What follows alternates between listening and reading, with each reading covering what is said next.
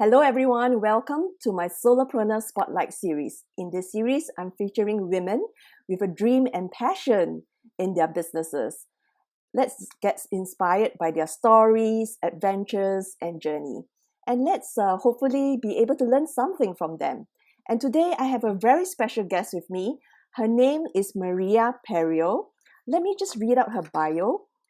Maria is born in Rome and she currently lives in England. She's an artist, writer, spiritual researcher, holistic therapist, and teacher of holistic healing techniques. Maria developed a profound curiosity towards the subtle worlds and human nature from an early age. She has always been eager to investigate the subtle dynamics of being in all forms of expression. Over the past 15 years, Maria has dedicated her life to helping many people develop self-awareness and authentic understanding of inner separations, dynamics, conflicts through Egyptian and Essene techniques and holistic counseling. Maria is also the founder of the College of Healing Arts. The college offers a holistic and comprehensive approach promoting a multi-dimensional view of the self. That really sounds amazing. Welcome to the show, Maria. Hi, Evelyn. Welcome. So happy to be here. And thank you for having me today. Thank you for saying yes. I'm really excited to have you on this. I was just reading through your bio and it just sounds so interesting and I'm intrigued. Like, what brought you closer to the world of energy healing? Many years ago, when I was around 20, something happened in my family. My father got cancer. Mm-hmm. And all that suddenly my life changed completely. And I started questioning myself, why do we get illness in our lives? And I wasn't happy just with the answer, it just happens. So I started investigating into my father's inner dynamics, his life, and of course, why, at some point he got so ill that he couldn't carry on with his life. And then I realized that I was naturally trying to put my hands on him, try to healing, and it was just happening. Even though he wasn't aware I was doing it, every time he was falling asleep, I would try just to comfort him with my energy. And I didn't know anything about energy healing at that point. Unfortunately, my father was at a stage that he couldn't continue with his life, but it gave me a great opportunity to understand that we are so much more than just a body, and illness could be an indication of something greater. And perhaps it could also be an opportunity for us to look into disalignment, incongruences in life, and perhaps to change, to give ourselves an opportunity to change and realign with who we are, with our purpose, and so on. So although, of course, it's not, the best experience you can have when you're 20 to lose your dad, at the same time, if that didn't happen, I wouldn't find my purpose. So I'm very grateful for him to have gave me this opportunity to look at his life and made me find my way, because I was doing completely different things at that time. And I started my healing journey as well. So I started healing my personal wounds and looking into my inner traumas and separations. So I realized how important it was to take care of me, to get to know me better. So that's why I started. And then, of course, I started studying to become a therapist, and I got more and more curious about the healing world and the holistic world, and then I couldn't stop. So it's been over 20 years now. I can totally understand that, it gets very interesting, right? The more we find out, the more we find answers, and then the more we want to find out more. So I can definitely understand that. But, well, what an amazing journey. Like, it started with you really searching for answers and then doing your own personal healing. Now, what is so unique about your approach? Because I'm reading that you are trained in Egyptian and Essene techniques. Like, what's that? not many people have heard of Egyptian Essene therapy so far. It was just a coincidence that I found it in my life. I was Right. looking for the right approach. As you know, I started with psychotherapy and counseling, but I could see that wasn't really doing what I was looking for. Mm-hmm. And all that suddenly, I booked an appointment for craniosacral appointment that day, and I ended up receiving Egyptian Essene healing from this lady without knowing it, and it was the most amazing experience of my life. And I wanted to know more, and then led me to another therapist near my home, and then he led me to my teacher Bernard Rouge, which was teaching Egyptian Essene healing. This modality is very complete and comprehensive because, of course, it works on the energy parts of the body, the subtle bodies, but also the chakras, the nadis. And so we learn how to really connect through the body to all the aspects of the self, which means that we are looking, of course, what's happening into the most physical aspect of who we are, but also the spiritual dynamics, the energy dynamic, and the emotional dynamics, what's where the energy gets stuck. And we use different pressure points, different hands position. We also use sound. I don't know if you ever heard of the Milky Voice. Mm-hmm. And blends of oils that are consecrated from specific people that make the oils for therapy. So it's an extraordinary tool that, you know, the training, the basic is 3 years, so it's quite long, and you really have to dedicate yourself to the study of these techniques because we have over 100 protocols. Wow. But it's just an amazing journey because you discover so much about yourself, and at the end of the journey you feel, I don't know, you're reborn, you're a completely different person. And that was for me. And I decided to continue with the advanced courses. And then I thought, well, when I moved back to the UK, I thought maybe this is my opportunity to also teach people about this way of healing and the sacred aspect of these techniques, which are extremely important. And of course, who the Essene are and the Egyptian. So it's, you know, it's quite of a journey, and there's a lot that I can say about it. But for people that are interested in understanding more, they can find more information on the website and on my YouTube channels as well about this modality. So Wow, it really sounds interesting when you talk about the chakras, the nadis, and is this approach coming from Egypt itself? It seems like there are elements from other parts of the world too. it definitely refers to the ancient knowledge of healing. So going back to Egypt and Akhenaten in specific, because he Okay. was the one that started approaching healing from a more energetic point of view. And of course, introducing oils for healing. And then carried on through Moses. For example, the Essene are very famous for the figure of Jesus and Mary Magdalene. We believe that they're the one that passed on the healing to the Essene and all the techniques we use today. So John the Baptist, of course, is not from a religious perspective or Christian Right. perspective, but we believe that Jesus, Mary Magdalene, and all these masters, avatars that came into this world to give us the knowledge, the healing knowledge. And so we carry on that tradition through this healing way, and but most of all, through our approach to healing, to understanding that healing is a sacred journey within the self, and it requires a certain types of attitude, but also the human aspect of who we are, because the essence of the healing is to understand that as human being we have the divine self within the human self that acts and perhaps can really facilitate certain shift in life if the person is ready to receive it. And so our purpose is just to create a sacred space for that to happen and to allow as channels between heaven and earth, in a very humble way. So that's that's the thing I feel I'm more connected to when it comes to the Egyptian and the Essene tradition. Is what I've learned is the sacredness of it. Wow. So It sounds like, you know, it's a holistic approach that it's very spiritual.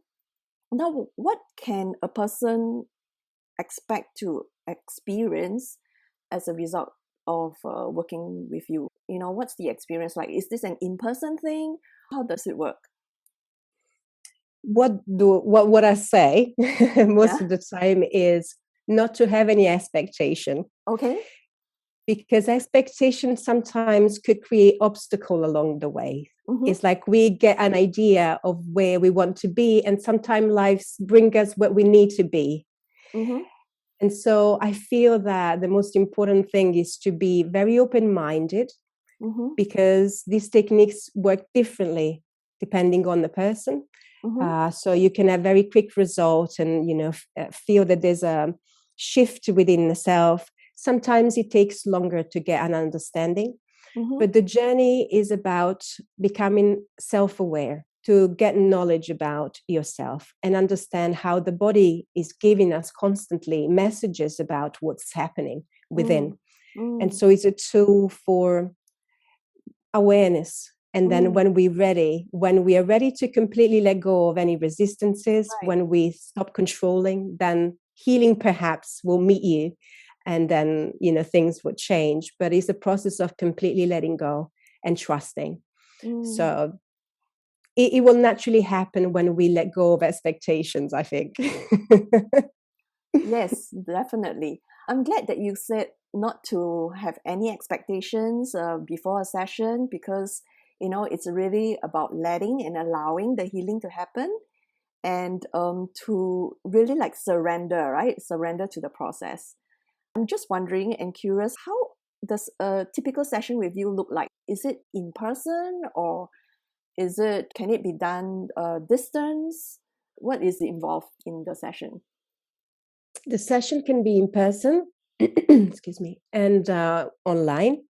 Of course, it's a different setting. Right. So I've also integrated the healing with counseling, because I could see that healing itself is a great tool, but sometimes we need counseling to facilitate the process even more. Right. And also to have a mental understanding.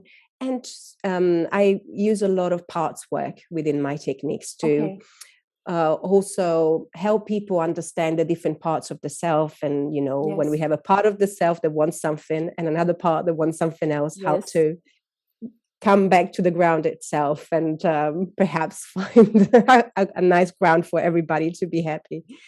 So the online sessions revolve more around the counseling, and so different holistic techniques and distant healing. So I won't be able to do the specific techniques, the Egyptian Essene techniques online, but I can still send distant healing, which is very helpful, especially at the end of the counseling session. For people that are able to see me in person, of course, there's a part dedicated to counseling, so to have an understanding of what's happening within the self.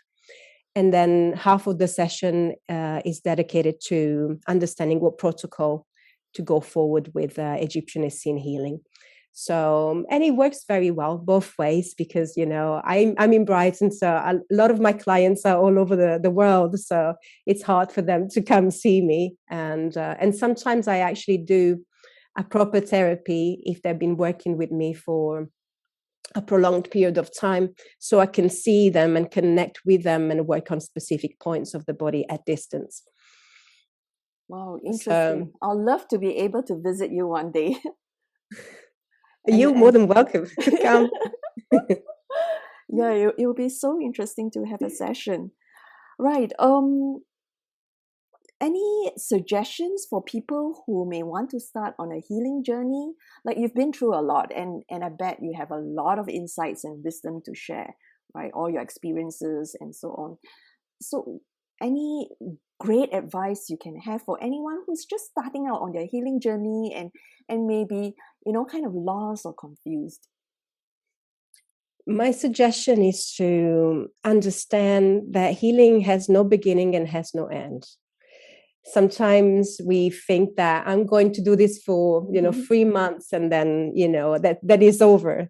But it's never like that. As I always say, we are like onions. There's layers to us, and sometimes life give us the opportunity to go through these layers, to go through this journey at different stages. So when we start understanding better who we are, when we start approaching healing, I feel is essential to be very open to whatever outcome may be, and to be flexible, and never to think that it's completely done or it's completely over. Because as you know, like we Yes. start looking into something and then something else Yes. comes up, and then something else. And if we are curious about ourselves, we can approach it with curiosity instead of worrying, because Yes. there's never is it's not that we need to fix or heal. We also, it's a way of understanding ourselves better. So it's a self-discovery journey in which everything is allowed. We are just perfect in our own imperfection. And is how much am I curious about myself? How much deep I want to go within this journey, and understanding really that we are beautiful the way we are. But of course, if we go through these journeys because we want to improve the quality of our life and have more awareness, consciousness in the decision we make. So yeah, to approach this path with curiosity and not to worry about the outcome. But we are beautiful creations, and and to try different modalities until you find the one that you feel connected to find the right therapist to work with is very important, somebody that you can completely trust, and the modality that is suitable for you, because we all different, and we need different therapists perhaps, or different modalities. So Well not to said. give up. Yeah, agreed. I like that you said that there's no beginning and no end, right? And that, it's a journey, it's a self-discovery journey, and to be completely flexible, open, and to adopt this mindset of curiosity, because we really don't know. And usually one thing leads to another, and it's just very interesting on how we start to evolve from this journey that we are taking. Is there a specific type of problem or situation that your form of therapy it produces effective results? Like, what kind of problem would your therapies be able to address? For example, if someone is to look for you, what would you say that your therapies are best for? Most the people I work with, they may have been through childhood traumas. Okay. So there's a lot of separation within the self, or emotional overwhelmed, coming from abusive relationships of the past, codependency mechanism, Mm-hmm. and people that have lost their way. So people that are looking to find their identity at this point of their life, and people that they don't feel grounded.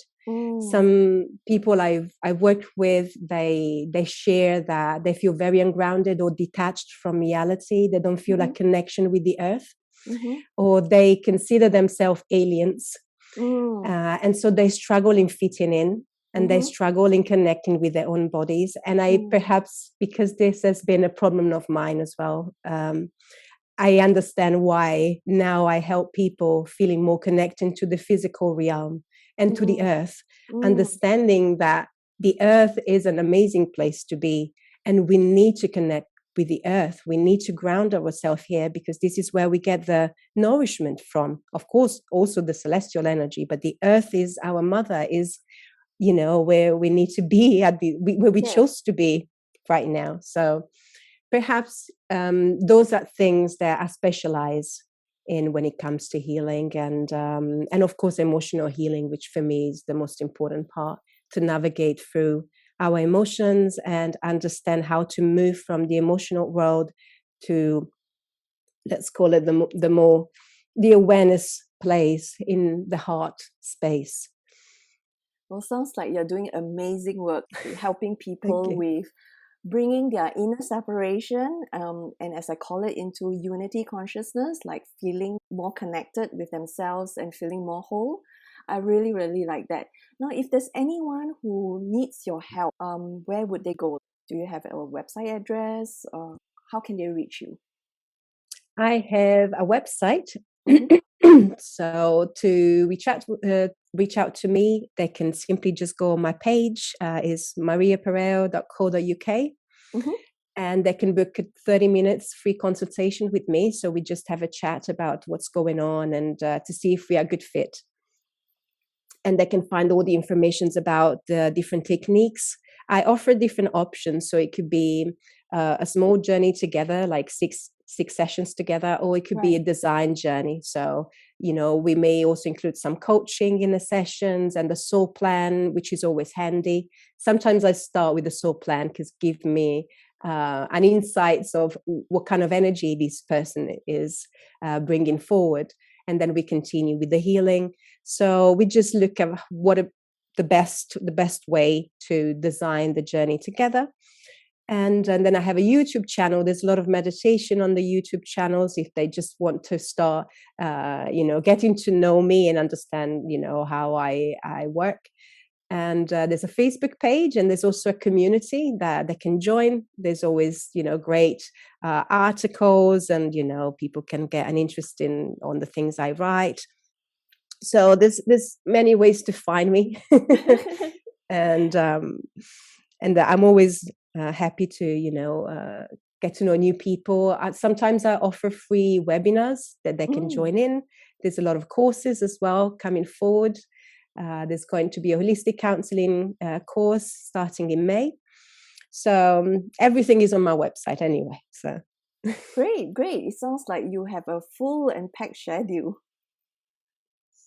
It's quite full at the moment. It must be spring. So it's spring, everybody's more open to do healing work. So it's the greatest time. Yeah, exactly. Okay. So, you can share the website links with me, and I'm just going to post it together with this video. Well, thank you, Maria. Thank you once again for saying yes to this interview session. I'm just so glad to have this chance and opportunity to connect with you and to learn more about your work. Oh, thanks so much, Evelyn. It was a pleasure to meeting you and to do this interview with you. And thank you so much from my heart. You're welcome. Let's stay connected.